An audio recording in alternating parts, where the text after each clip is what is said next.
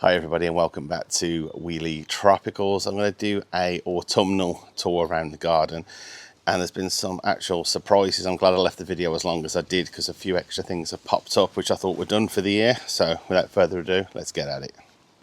So I'm sure it's going to be a very unpopular opinion, but I actually prefer the Gunnera at the smaller size. I mean, that is quite a decent sized leaf there, but some really nice little baby leaves that are kind of hidden within that as well. I'm going to take you for a little overlay in there.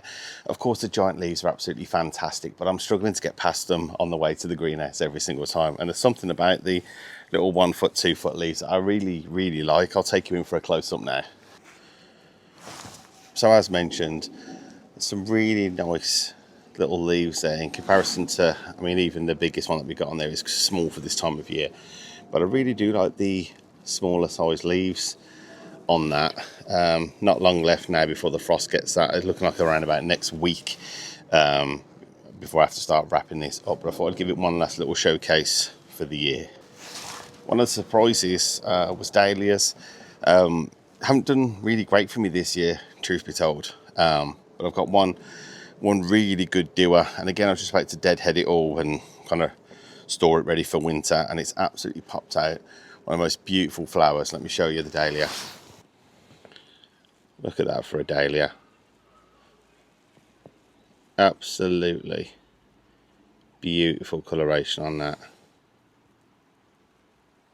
Another tropical garden classic is the Euphorbia. That one is the John Phillips variety. I have got other Euphorbia in the garden, including Miner's Merlot and a couple that I don't know the name of, but they look absolutely incredible all year round. I am going to take some cuttings of these as well, just to stop too much of the overhang on the lawn, because I've got a project coming, as well as I want to add additional ones to my garden as well. So I'll give you a quick overlay of what this absolute beautiful tropical evergreen plant looks like. And as you can see there, I don't think this looks any better than when it's covered in those water droplets. The banana as well, I feel like this is its absolute final curtain call for the year before I do my overwintering video, and I've got to cut back this beautiful plant. I absolutely hate this time of year. At least with winter, I don't mind the frost. It looks absolutely beautiful in the garden, the snow and all the rest of it. But autumn, it's kind of that, I feel like it's I don't know, it's in between where we can get things done. We're all kind of like at the ready to run out with fleece and to try and pull the garden in and stuff for months and months and months on end, as well as having to cut back the Musa Basjoo. I absolutely hate doing that job. Of course, you can leave it unprotected and try and ride out a few extra weeks, but I'm going to keep the height on mine. That thing is just ginormous, something unbelievable in a tropical garden, especially like in Birmingham. Everybody that comes to my garden always comments on that plant because you just don't expect it in the garden. So I thought I'd give it one final curtain call before the next video that you see it in. Unfortunately, I'll be chopping all the leaves back, but what a colossal beast that is. It's absolutely towering now. It's got to be on the highest point, I'd say 10 or 12 feet tall. It's twice my size easy. On to the next plant. And the next plant still absolutely holding its own at this time of year is the Pennisetum that I did feature in the video all about the garden screening and privacy as well. That's an absolute beautiful plant. It grows similar in bamboo in like the segments on it as well. It's got like a chocolatey claret kind of colour on the stems.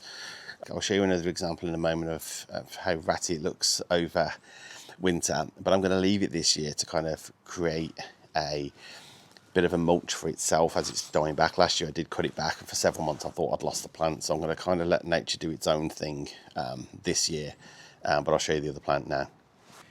The other Pennisetum, if you excuse the mess, it's a complete tale of two halves there. It's completely dying back in my dumping ground. The top part still looks beautiful, but clearly dying from the ground upwards on that one. The one next to it as well looks absolutely fine, so it's just that moody one on the corner. The Fatsia Polycarpa next to me, this beaut, is absolutely fantastic. It's really spread out and took over that area exactly the way that I wanted it to. It doesn't fare that well over winter. Sometimes does come out into spring looking rather tatty, bent by the snow and burnt a little bit by the frosts. However, that was my experience over the last couple of years, and the plant was significantly smaller. So I'm hoping, with it being a bit more of an established plant, maybe that will sail through. But I'll give you an overlay and a bit of a close-up now. As described there, it's really taken over that area. It's a good metre and probably metre and a half across, but it's really eaten that void in that area. And as always, it wouldn't be one of my videos without me standing awkwardly next to the Fatsia Japonica at this time of year with the new seed heads coming out on that. And I will give you a close-up because they really look quite alien. I think mine's never gone to seed. I know that is what that's trying to do, but the frost always seems to hit them really hard, and you come out the next day and they're all completely gone. So I'm not holding out much hope I'm going to get loads of seed from it, but I do enjoy the look of it. I'll take you in now.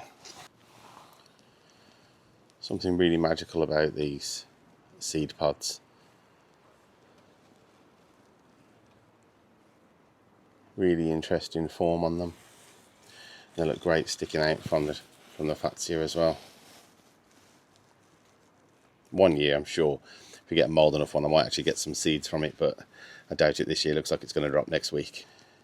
The Trachycarpus Fortunei there is by far one of the best purchases I've ever made. It was the first real plant where I ever put in any actual money into it to see if I could even achieve this tropical garden. I remember spending, I think it was about 250 quid on that one from a dedicated palm company. And it was worth every penny of that. I know you can get from B&M, and I've got a good one at the bottom of the garden, but this thing is just night and day. It's so healthy, and I don't regret ever spending the money on that palm tree. Weirdly, the other one that I bought at exactly the same place, planted literally 3 meters away, has never taken off. So I'm going to give it one more year before I dig it up. But it's weird how you get that tale of two halves. You got the Pennisetum literally 3 meters apart. One's dying back for winter already, where the other one's looking glorious, and you got that palm tree that's literally gone almost twice the size since I've had it, and the other one's basically stood there as well, done nothing. Just there I've got the very hardy Suzuki GSR, my motorbike. Just protecting it from getting wet at the moment, but I have got the Monstera Deliciosa behind that, which is, so again, another hardy essential is the Phormium Tenax. That's the variegated version, so it's got like the cream stripes on the edge. I think that's an absolute bargain. I think I paid £40 for that, and I'd give you that every single day of the week for that. I absolutely love that plant. It's one of my favourites. The spikes on it, if I move the camera up, go really, really way up there. They're probably about 12 foot tall as well, so it's nice to have like different forms and different sizes of things swaying around. The colour on it as well, it's really hard to describe. It's like a bluey purple. I know it looks black on the camera, but those stems for those seeds are absolutely sensational. The Acanthus Mollis there, it's looking absolutely Jurassic. The colour on those leaves, I know these can spread, as others have mentioned in the past, but I love the flower spike as well. It's got a really cool colour to it.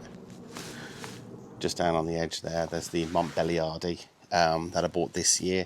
Was a lot smaller when I put it in the ground, so I'm looking forward to that. Absolutely sizing up. I've seen some of the monsters on the other tropical channels, so I'm looking forward to mine being exactly the same. It's not actually going to stay there. I'm going to put it next to the pond because I want that, as soon as you come out, that massive wow factor on there as well. Right here, and I will do a close-up of that one, is the Euphorbia. Let me take you in. It's getting a bit too low for me to stand in front now. The Euphorbia, again, I've always said I don't know what the name of this one is, but the colour on it is really beautiful.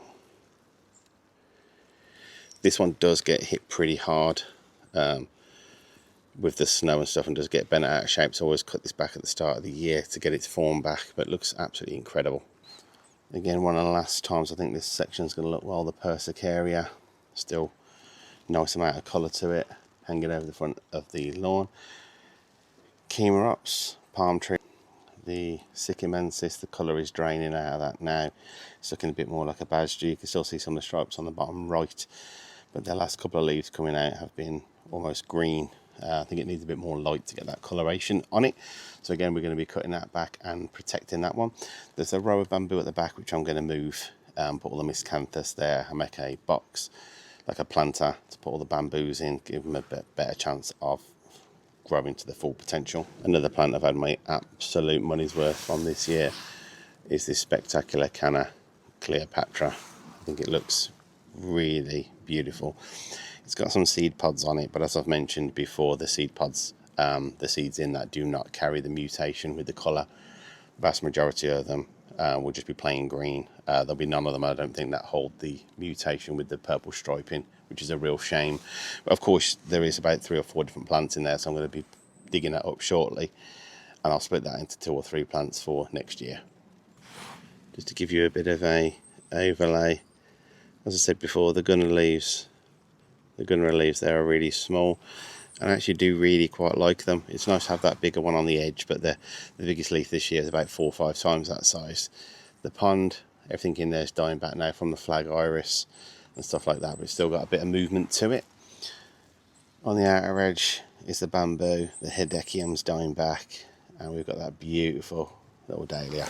So hopefully you've enjoyed the garden tour of what the garden looks like in autumn in the UK tropical garden. At this point, I'm still pretty impressed with how much life there is in the garden, and things like that. Things don't look as bad as what you probably imagine when you first get started with the mention of tropical plants.